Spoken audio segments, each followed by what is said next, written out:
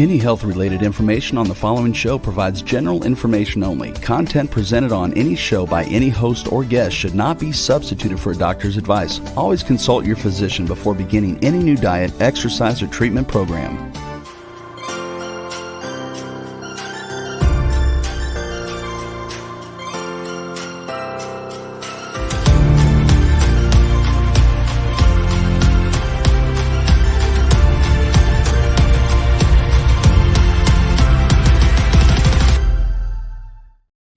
Hey everybody, welcome back to the Namaste Wellness Show, where we talk about all things holistic health for the mind, body, and spirit, for people and pets with a touch of cultural soul. My name is Laura. I'm your host. Thank you so much for joining me today.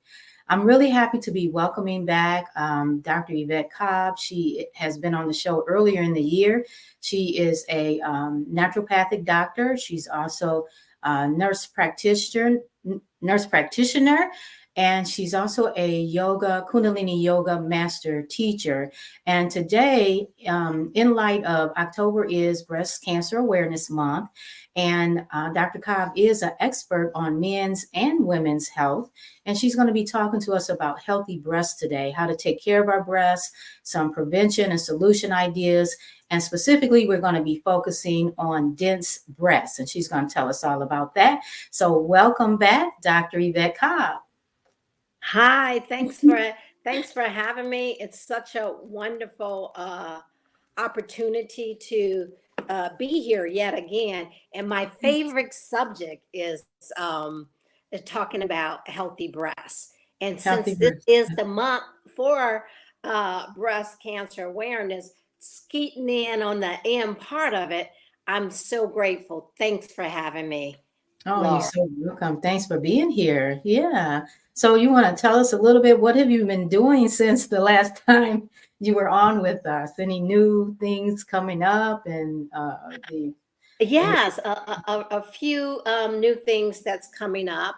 I'm redoing my website, and on the website you can get some hit on courses, and you can find like simple courses. Like a lot of women don't even know how to do self breast exams.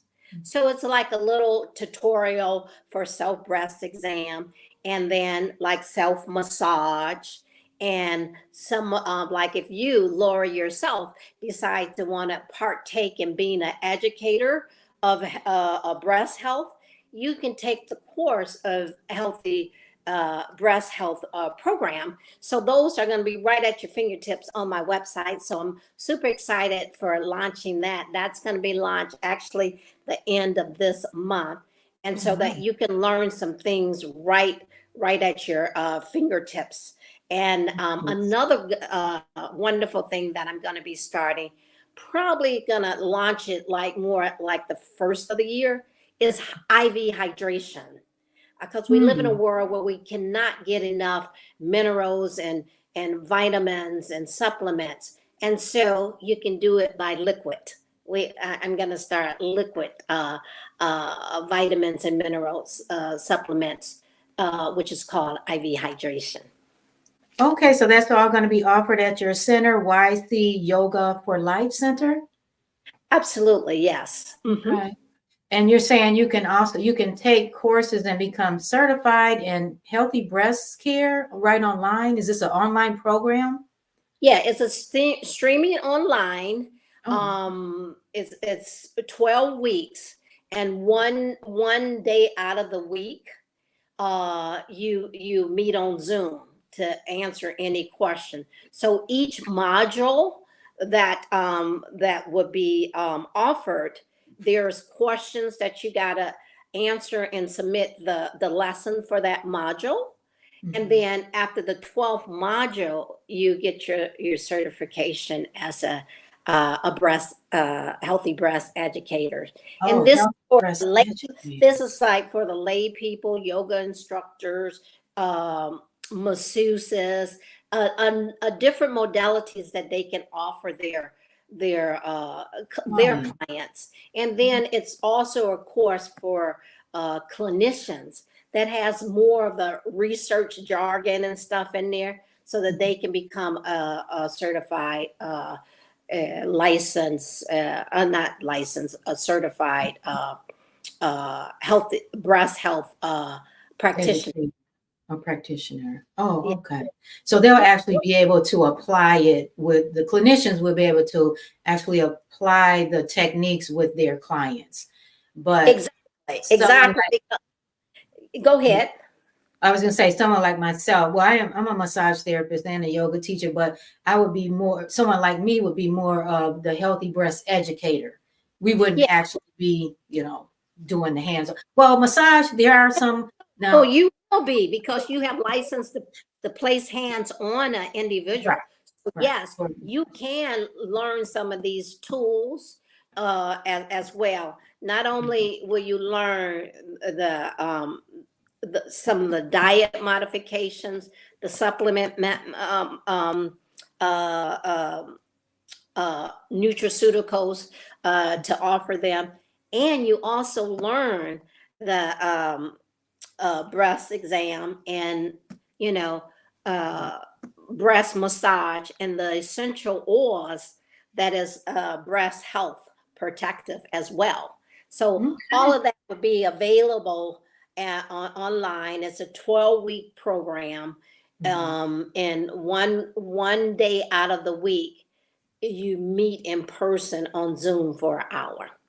Yeah. Okay. Okay. That sounds good. Very interesting. Okay. So We need I more educators here in Michigan for sure. got you. Okay. Well, that's very positive to know about. So thanks for sharing that. So hopefully during our conversation today, we can maybe touch on some of those solutions that you will be offering the training in, such as the essential oils, the nutrition, and other things, when we talk about some solutions and prevention, right? Holistic approaches like that. Mm-hmm, Um, mm-hmm, mm-hmm. and also want to mention it's not just for women. We know that women experience breast cancer and breast conditions far more than men, but this is something that can be helpful for men as well, or for the, for men who, for the women in their lives as well too. So it's not just men can, of course, take these training as well. As Correct? well, and I'm glad you mentioned that because Mhm. 1% of men get breast cancer, but it's even more important for men to go through the training because men desire breasts. Mhm. Men Yeah. desire breasts. So rather than just pleasuring, your significant other with pleasure and you getting pleasure as well, but it can also be an educational moment for both of you guys as well. But you can make it sensual, but it's also educational as well because most women, 87% of most women find their own lumps. And if men was involved in that breast massage and exam, Awareness. it would even increase the load of breast awareness. Hmm. Yeah. Now there have been some men that said that they have found, or that's how women found out they had a lump is because their husband or, partner or whatever felt the lump too. So yeah, it's very important that men be aware too. Yeah. Absolutely. Yeah. And more so men, and Yeah. more so men because that's their desire. And even in the transgender and the other couples as well, Mhm. it's that partner that will notice a difference or Right. notice there's a situation there. And so Yeah. it's just being more aware and preventive things that we can do. Preventative. Yeah. Absolutely, because actually, there was a big research that was established. It was done in China. It was a huge research of over 2,500 women, and so they made it as the new guidelines is self breast exam is not needed Hmm. because it doesn't prevent breast cancer, which we all know that it doesn't Right. Right. prevent breast cancer, but it does. 87% of women find their lumps, which leads to earlier Detection and treatment.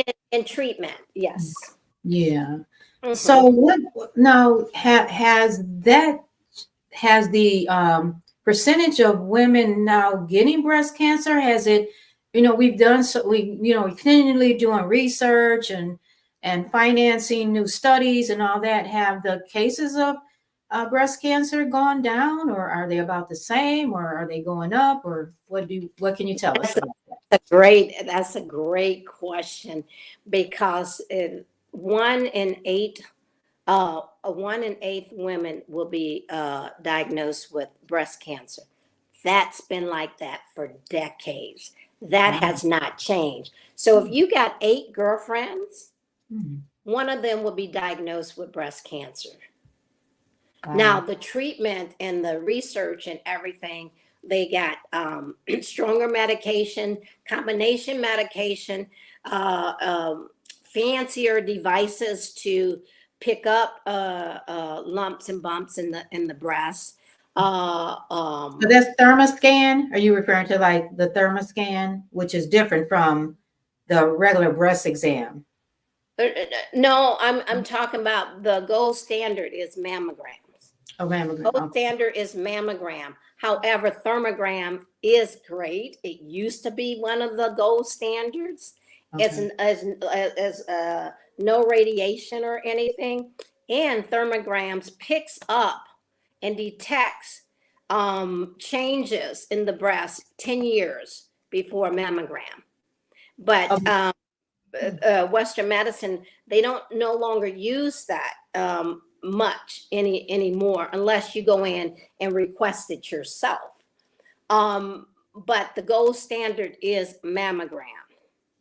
The gold standard is mammogram, but they have designed better tasks, like what we're going to be talking about today, as far as dense breasts. You okay. know, the normal mammogram sometimes can miss a lesion, a cancerous lesion, because of the dense breast. But Mm, they now have a 3D mammogram. So a woman who knows that she has or he has dense breasts, they would they should request like the 3D mammogram, okay. which Gotcha. is much more specific and seeing beyond the density. Okay. So I think that's a good segue into tell us what are dense breasts. Dense breast is a phenomena that happens in the breast. The breast is meant to be just fatty tissue. However, think of it as like a tiramisu. You know the tiramisu dessert, uh, Yeah. Tiramisu. Yeah. Yeah. tiramisu and a cheesecake. Okay, you know Okay. the tiramisu is kind of fluffy and Yeah. light, Yes. Uh-huh. and so it's similar to that. Whereas a cheesecake is solid and more dense and texture. Oh, okay. Got it. Yeah. Did you get it? Or Yeah. It's let just it feels thicker, like it's thicker, and then it's yeah, it's thicker, it's solid. So it's like your hand, you got all these spaces between your hand. And then it's a fist where you don't the dense breast would be like the fist. And the oh, I see. tissue would be like, it's Yeah. open, it's fluffy, but Gotcha. something that's dense is like kind of solid. You Right. can't see through it. Got you. You Okay. can't see under it. That's why mammogram is with the 3D. It's more. It can get through this dense breast. Got So you. that's kind of what describes dense breasts. Mm. It's not no longer fatty. Even if Right. you cut a piece of meat or something and that fat is Yeah. usually spongy. It's kind of Yeah. spongy and soft. Okay. Whereas a gristle is firm, hard, uh, uh, dense, chewy kind of thing. Gotcha. Okay. So Interesting. that's what dense breast is. That formulation happens in the breast. So And what causes, is there like, why is it something that some people naturally have more dense breasts, or is there a cause that creates the dense breasts? well, Western society really don't know exactly what causes it. Mhm. But there is some things that they do know that Mhm. are risk factors of it. And Okay. naturopathic modality, you know, like myself, I feel that it's a hormonal type thing Oh, okay. because, if you have it as a kid, that's why healthy breasts need to be in all schools, starting at middle school, because Mm. that's the transition of the hormone yo-yoing and young teenagers at around Mm. that age in middle school. Okay. And so in middle school, what are kids eating? A bunch of junk, the worst foods, Candy, candy, chips, pop. pop, all types of stuff. And they're Right. eating, and the girl is eating these things, doing that very wholesome, uh, Formative. yeah, that very intricate time of her life where she's making Mhm. that transition into womanhood. And Oh, so, but then her body is full of junk. oh, And okay. add on to that is, at that age too, young girls, sports is very high at that time. You Okay. getting into track, you getting into um, uh, cheerleading, you're getting into baseball, you're getting into even basketball these days now, where girls is getting into those things, and that Mhm. change in that change in the hormones and not eating properly, things starts to get kind of juggled up, in my opinion. They don't know the exact cause, but they So there's know. no science, but there's no Yeah, science behind it. well, it is some science behind dense breast for sure, Oh, okay. Okay. but the etiology of it is not well known. Okay. We Gotcha. know we know that there are risk factors to dense breast, And and what are those? What are the risk factors? some of them are hormonal imbalances, Okay. You did say. diet, obesity, um, medications. Oh.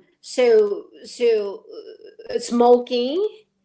Uh, uh, um, so these are some of the risk factors that they know can possibly contribute to dense breasts. Mm-hmm. Being very physically fit can contribute to that too, because some risk factor is your body composition. If you're very thin, and you don't have a lot of fat on your body, you're more likely to have more density in the body. Oh. Well, let me stop you here because you said something about being very physically fit. Is that because does the muscle, I mean, because you have muscles in the breast area too, Well, you that, have you had your yeah, you have your your pectoralis. pectoral, major and minor, but what sits on top of that is the Oh, fatty tissue. oh. The fatty tissue is what sits on top of that. Well, then how can being physically fit contribute to dense breasts then? Is that what you're saying? That's one of the risk factors of being. Yeah, You mean like somebody that's lifting, muscle, really building the muscle tissue by lifting weights and doing. right. And so you getting more muscle, you're getting more muscle. So then that fatty tissue is strengthening too. It's Oh, getting tighter. okay. Because one thing about working out, everything tightens up. Right. So that Mhm. means the fat in the breast tightens up too. Oh, I didn't. Okay. But so but you're saying, really, let me make sure I understand. You're saying that the dense breasts don't, or the even the muscle tissue that becomes tighter and more dense when you're working out or toned, it's not that the denseness that causes cancer, it's the denseness that will make it so that you can't really see the cancer. Is that correct? it's Not a the twofold dense. situation. It's Oh, a okay. twofold situation. Okay. Okay, and that's what you're missing here. There's a twofold. So one fold, which makes dense breast a risk factor, is um, missing the lesion, Right. Okay. missing the lesion because it's so dense, and they may not see it. So Okay. that's one reason. But a person that has dense breast has a 4 out of 5 chance as well of developing breast cancer. Wow. So it's a twofold. Okay. It's a twofold. It increases the risk, and it makes it more difficult to see the lesion. Breast. Okay. Exactly. Gotcha. Exactly. Yes. Okay. Okay. So, is there a certain group of population that may be more at risk for dense breast than other populations, or? Well, once again, we're talking about a risk factor is diet. Okay. Diet and the proper nourishment. So when you look at diet and proper nourishment, you think of who's more at risk. We're looking at the disparity areas Okay. who may not have organic vegetables and produce, may live off of fast foods, that's not very healthy, that doesn't produce any nutritional benefits. So who's at risk? Yes, disparity areas, women that's thinner and less uh, fat on their structure. There's a certain structure type is also at a higher risk factor. If you had dense breasts as a teenager, you 50% likely to have it as an adult as Okay. well. Um, does that answer your question? Oh, yes, yes. Okay. And So it's not let's like it, let me give you a little anatomy of the breast, okay. because there's kind of like 3 tissues in the breast, and Okay. it's 3 types of dense breast you can have as well. And you can only pick up dense breast on a mammogram. That Okay. that you can Oh, only pick it so up you on. can't feel it? You can't You feel? may feel something, but you can't identify that as dense breast or not. Okay. Gotcha. Only way you can pick up dense breast is on a mammogram. And Okay. then the radiologist who reads the mammogram, they have a grading system. They have a grading system, A, B, C, and D, Mhm. 1, 2, 3, 4 type of a system that they grade it. Okay. And it goes from like A being, extremely fatty tissue, Mhm. to like D, which is extremely dense. And so when your breast begins to be extremely dense, it makes a higher risk factor for breast cancer. Okay, gotcha. And but it's only picked up by doing a mammogram. Okay, all And right. then the radiologist grades it a little fatty, to extreme fatty and everything in between there. Got you. Okay. Does that make sense? We can Yeah, go it over makes sense. the different stages, but just try to giving you a little ideal of the anatomy of it. So Uh-huh. you have the fibrous tissues, and that's the breast tissue that holds the breast in place. Okay. Okay. And then you have the granular tissues. It's a part of the breast that makes up the milk ducts and the lobes in the breast. Okay. These tubes carries the milk through the nipples. Uh-huh. The milk that's carried through the nipples are called the ducts. Oh, okay. Okay. So Gotcha. you can have fibrous granular tissues. Fibrogranular tissues is called fibrogranular tissues. So you have some fibrous and some granular tissues. The granular part is the part where the milk and the milk ducts and all of that. That's that part of the tissue. Okay. And so when when the radiologist grading it, it can say fibrous tissue, it could say fibrogranular tissues, it can say the last category is fat tissue. And Mhm. this fills up the space between the fibrous tissue and the ducts in the breast. Okay. That's where the fatty part comes into it at. Mhm. It gives this is what gives the breast size. You Mhm. you be or and it gives the shape of the breast as well. Mhm. That's okay. So you have the fibrous tissue that holds the breast together. Mhm.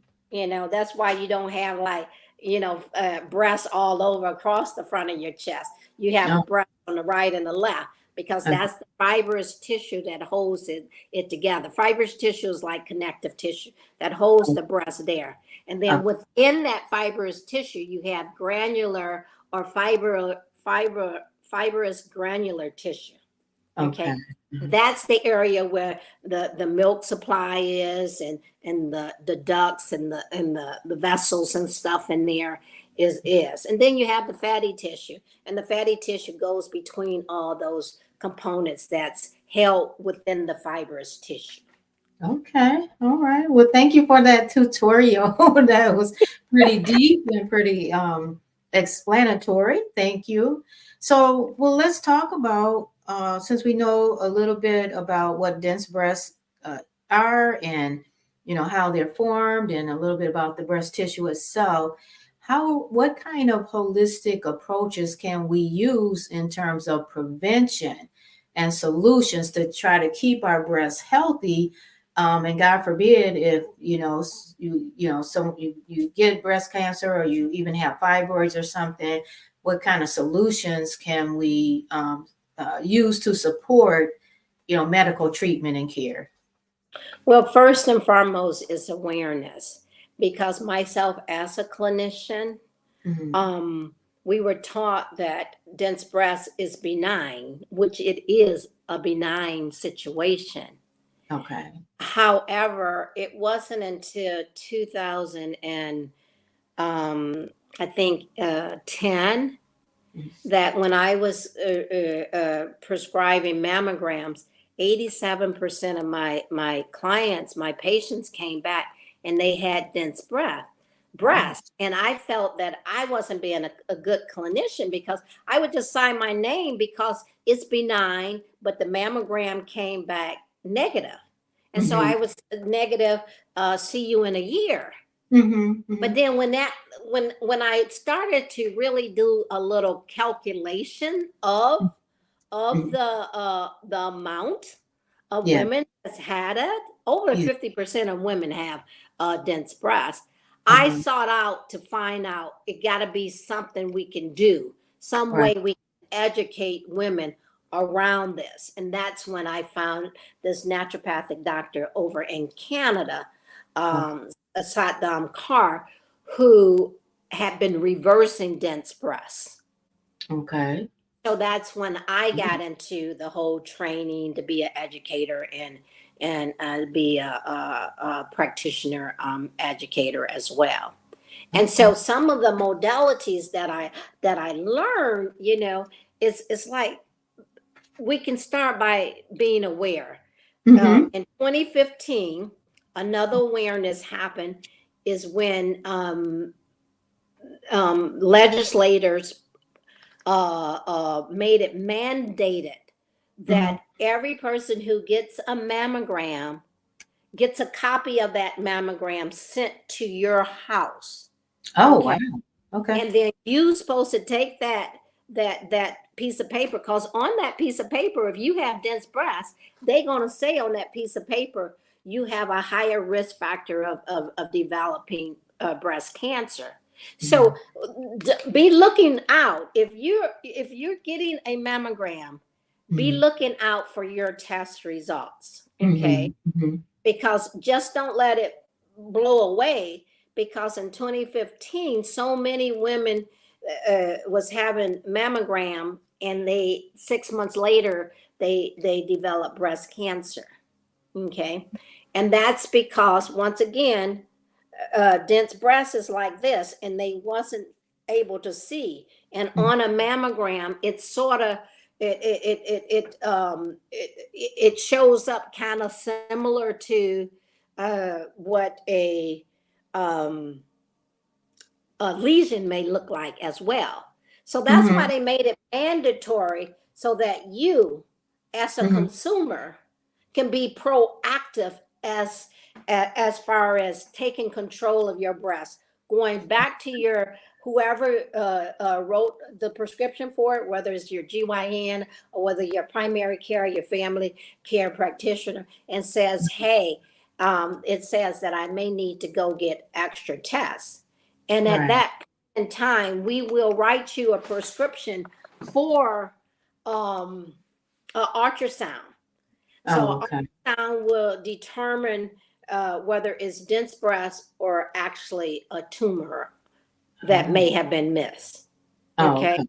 So that's first and foremost, being more aware, taking more control of your body tempo, as far as what you can do, and be proactive about that. Okay.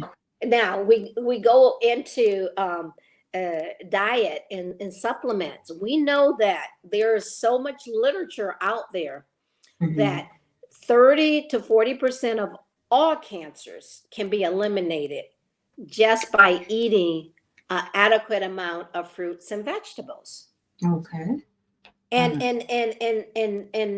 a lot of people don't eat fruits and vegetables, and it's really ideally to eat the fruits that's in season at that time. Correct. It's better. And the other thing that's about fruits and vegetable, the rule of thumb about fruits and vegetable, the darker the fruit or vegetable, the more nutrients it gives you. Okay. So that old saying, the darker the berry, the sweeter the juice, is applicable.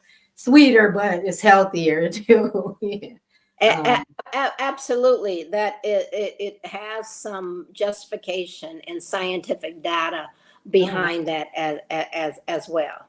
So let me just repeat that, make sure I understand. You said that in all cases of cancer, they say that 30 to 40%, wait, repeat that, because I want to make sure I understand that correctly. You said 30 to 40% of cancers can be eradicated by eating the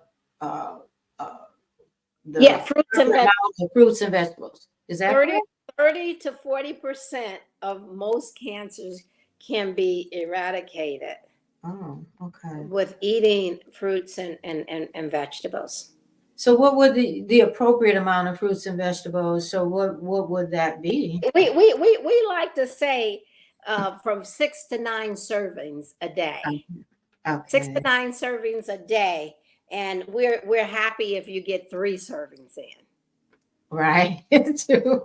We're happy if you get 3 servings in, but in this day and age now, everybody is making smoothies. Yeah, that's what I was just. That's exactly what came in my head. Yeah. You can put several fruits in. You can put 5 or 6 fruits right into your smoothie. Mm-hmm. Mm-hmm. If you go get a veggie burger, because I'm a vegetarian, or you can get a regular burger as well. Mm-hmm. And if you get lettuce, tomatoes, pickles, onions, those are vegetables too.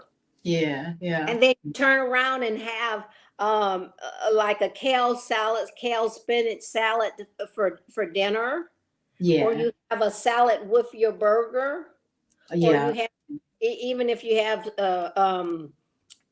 like sweet potato fries with your burger, there's another vegetable added in. And then at dinner time, so you got 4 on your burger, and then you either have a salad or some fries. That's a 5th one there.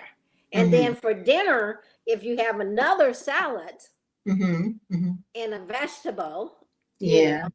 The crucifers of vegetables are breast health protective, and those are like broccoli, cauliflower, Brussels sprouts, and things of that nature. Believe it or not, I do love. I was raised on, I guess you could say, soul food, but my aunt had a large garden of all kind of vegetables, and we had apple tree, pear tree, grapevine, and all that. So I love. I don't really have a problem eating a lot of fruits and vegetables, but I know sometimes when you're busy, you can't always prepare your food the way you want to, from scratch and all that, because we have we as a society must get out of that busyness, and we must move from a place of speed and fast, and we must move into a place of peaceness within ourselves. And what's most important is our body temple, because God only made this one body temple, and God didn't make this disease or dis-ease in our body temple. We created just from what you just said. Right. And there's stress in the world, but it's like, how do we create a balance? Mother Teresa did a beautiful mission. She fed many orphanages, but when she found food, guess what? She ate first, so that she can go out and find other means of food for the orphanage. Right. And we must begin to take heed on that. Right. And get out of that treadmill or hamster roll of just doing. And sometimes a lot of people go all day and may have not ate anything. Yeah. They can go all day and may have not even drank a glass of water. Yeah. They may get a candy bar or get a coffee. Right. And that's the energy drink, something, or energy drink or something like that doesn't provide the nutrients. And day in and day out of that, breakfast, lunch, and dinner of that, the body becomes depleted. Cancer just don't knock on your door. Hello, I'm cancer. I'm coming into your body. It just doesn't do that. Right. It's a process. It's many things that encourages it. Right. Yeah. And so that's a big part of what we can do. Solution. Yeah, we can slow down. Now, in the healthy breast, in the breast health program, and even like any organization who would like to do a healthy breast workshop, Mm-hmm. there are specific kriyas. Kriyas is a set of poses that we do in Kundalini yoga that is specifically for the breast, Right. helping the breast lymphatic system flow correctly and things of that nature. Mm-hmm. So that's one thing. Mindful meditation is another thing. And there's many research, even if you've been diagnosed with cancer, how mindful meditation and yoga is a preventive a measure, Right. for many individuals. And then you want to look at other things. So I kind of threw in the diet in there. I kind of do the meditation. I kind of threw in some exercise as well. All very important in preventative and support. These are all preventative and supportive approaches that Exactly. These are things that we could do for ourselves, and that's why I take heed in my research is let's start educating women about eliminating some of the risk factors. Hmm. Because the 1 in 8 woman that will be diagnosed with breast cancer has not changed in decades. And we Wow. got fancy machines, better medications, and all of that. But yet the statistic remained the same. Mm-hmm. My proposal and my research was based on dense breasts and how can we start to eliminate or lessen the risk factors, what contributes to the breast cancer. So if we can eradicate the risk factors, what would it do to the breast cancer? Right. Well, it's very amazing that, for so much is put into, like I said, research for the cure, for years and years and years. And you're saying the numbers have not changed, the statistics have not changed. So that's why I think it's so important to begin to look at prevention and holistic approaches before at the same time. And I know that more and more people are looking to holistic approaches to address these issues. You also mentioned the massage, and you said there are like 12 oils that you in your program that you talk about that can help support breast health as well. Not 12 oils. There are some essential oils. Oh, some essential oils. I'm sorry, I Yeah, misheard you. not 12, but Okay. there are 12 teas. 12 teas. That's what I thought you said in a previous conversation. I knew it was 12 something. Yeah, there's 12 teas that's beneficial for breast health as well. Okay. And like I tell many of my clients, you go to Starbucks, switch it up. Ask for a matcha. Matcha is a green tea. So much research about how it's breast protective, but cancer protective, period. Matcha is like one of the highest green teas that you can have. And then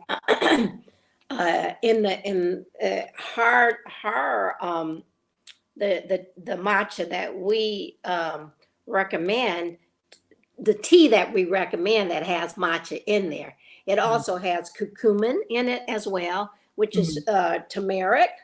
So matcha with curcumin in there, and throw a little black pepper in there to make the curcumin work even better. Right.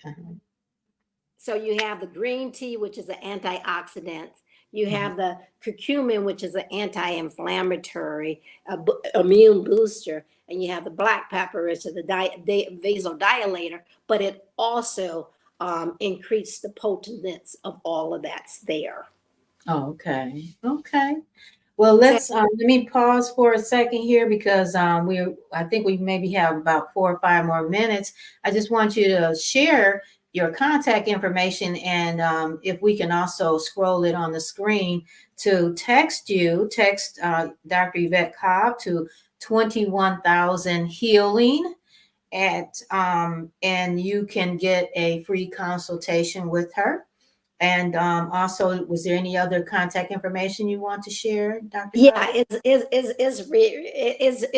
reverse. Text healing to 21,000. It's My text healing to 21,000. So in the to bar, you're going to put 21,000. And in the message bar, you're going to put healing.